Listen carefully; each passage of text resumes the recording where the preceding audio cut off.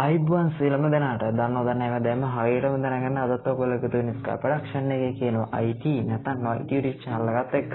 ඉතින් මම අද ඔයගොල්ලන්ට කියලා දෙන්න යන්නේ ගොඩක් ඉක්මනට කොහොමද වීඩියෝ එකක් එඩිට් කරගන්නේ කියලා.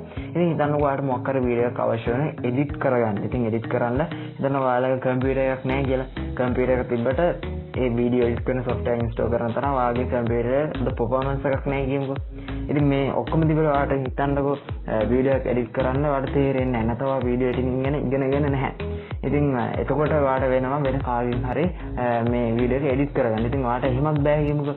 ඉතින් මම අද කියලා දෙන්න යන්නේ මේ කිසිම දෙයක් අවශ්‍ය වෙන්නේ නැතිව කොහොමද හොඳ ප්‍රොෆෙෂනල් ඒ කියන්නේ හොඳට වීඩියෝ එඩිට් කරපු එක්කෙනෙක් වීඩියෝ ප්‍රොෆෙෂනල් එඩිට් කෙනෙක් එඩිට් කරුවා වගේ හොඳ අවුට්පුට් වීඩියෝ එකක් කොහොමද මේ මොබයිල් ෆෝන් එකක් යූස් කරලා මම අද ඔයගලන්ට කියලා දෙන්න යන්නේ මේ මොබයිල් ඩිවයිස් එකක් යූස් කරලා කොහොමද ඒ වගේ වීඩියෝ එකක් හරියටම එඩිට් කරගන්නේ කියලා. ඉතින් මේක Android application එකක්. මේ app එක ගැන කියනවා නම් මේ app එක ඔයාලට හම්බෙන්නේ 100% free. ඉතින් ඔයා edit කරන වීඩියෝ එකට කිසිම watermark එකක් වැටෙන්නේ නැහැ. අනික ඔයාලට මේ app එක ගැන ඉගෙන ගන්න අවශ්‍ය වෙන්නේ නැහැ. ඒ කියන්නේ මේ සමහර app තියෙනවානේ අපි mobile phone එකෙන් use කරුවත් ඒ වගේ edit කරන්න ඉගෙන ගන්න ඕනේ. නමුත් මේ app එකේ කිසිම දෙයක් එහෙම අවශ්‍ය වෙන්නේ නැහැ.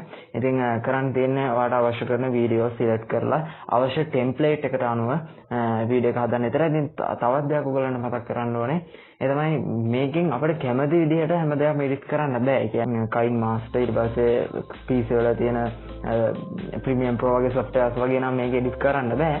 නමුත් ඊට වඩා ඉක්මනට ඒ softwares වලට වඩා ඉක්මනට මේ quick කියන application එක use කරලා app එක use කරලා අපිට හොඳ වීඩියෝ එකක් එඩිට් කරගන්න පුළුවන්. ඒකේ තියෙන අවාසි තමයි අපිට කැමති විදිහටම එඩිට් කරන්න බෑ. ඒ කියන්නේ ටෙම්ප්ලේට් අනුව තමයි අපිට මේක එඩිට් කරන්න අවශ්‍ය වෙන්නේ. කොහොම නමුත් යන්නකෝ එඩිටින් ගැන හොඳට දන්නවා කියලා ඔයාලට ඉක්මනට වීඩියෝ එක එඩිට් කරගන්න. ඉතින් ඔයාලා දන්නව ප්‍රීමියම් ප්‍රෝ වගේ software use කරලා කොච්චර වෙලා යනවද වීඩියෝ එක එඩිට් කරගන්න. ඉතින් මේ app එක use කරලා ඔයාලට සමහරට තප්පර ගානකින් විනාඩි ගානකින් ඔයාගේ වීඩියෝ එක හොඳට එඩිට් කරන්න පුළුවන්.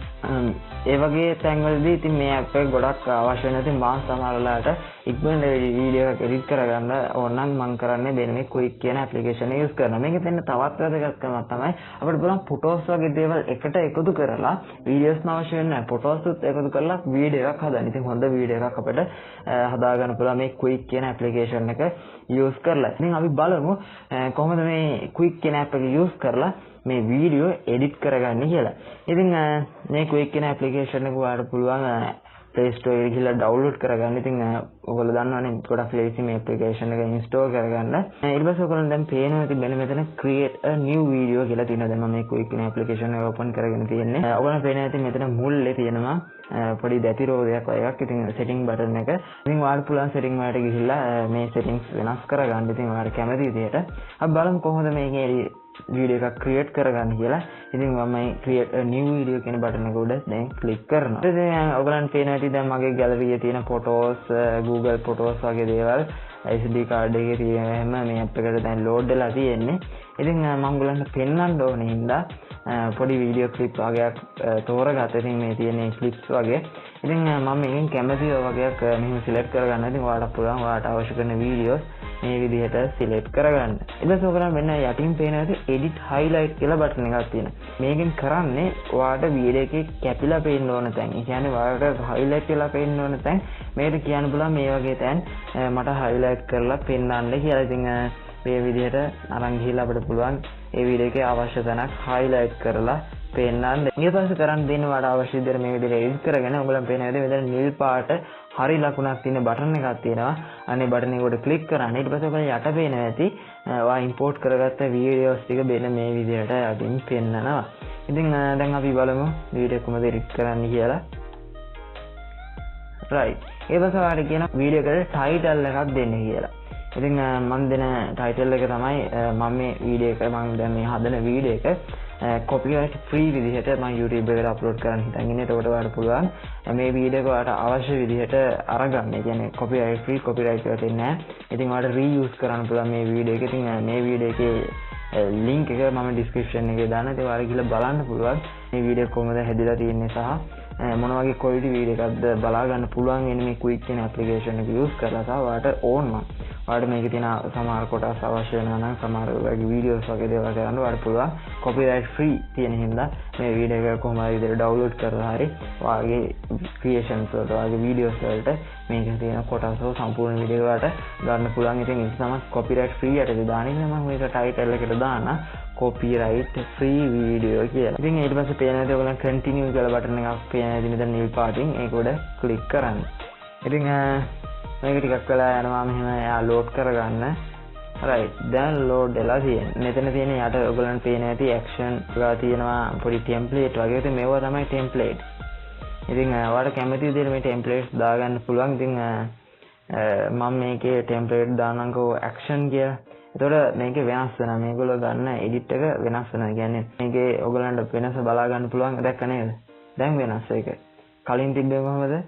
ඉතින් දන්නකො දැන් මේ වගේ එකක් හදාගන්න අපිට Premium Pro එකේ ගොඩක් වෙලා යනවා. ඉතින් මේකේ තියෙන එක ක්ලික් එකකින් දැන් ඒකේ වෙනස් දැන් බලන්න මෙතන. ඒ කියන්නේ මේගොල්ලන්ගේ ඒ theme එකට අදාළ මේ template එක අදාළ වෙන නිසා වීඩියෝ එක edit කරන්න. ඉතින් ඔයගොල්ලන් පේනවා දැන් වෙනස් වුණා. يعني මේ වගේ shorts තියෙනවා. ඔකේ ඒක shorts ඒ කියන්නේ මම highlight කරලා පෙන්නන්න ඕන දැන් මෙයා automaticallyම highlight කරලා පෙන්නන. ඉතින් මම මේ වීඩියෝ එක මම කියවන YouTube එකට දානවා. ඊට පස්සේ ඔයාලට පුළුවන් එයාට තියෙන description එක ගිහිල්ලා link එකෙන් ගිහිල්ලා ඒ වීඩියෝ එක බලන්න.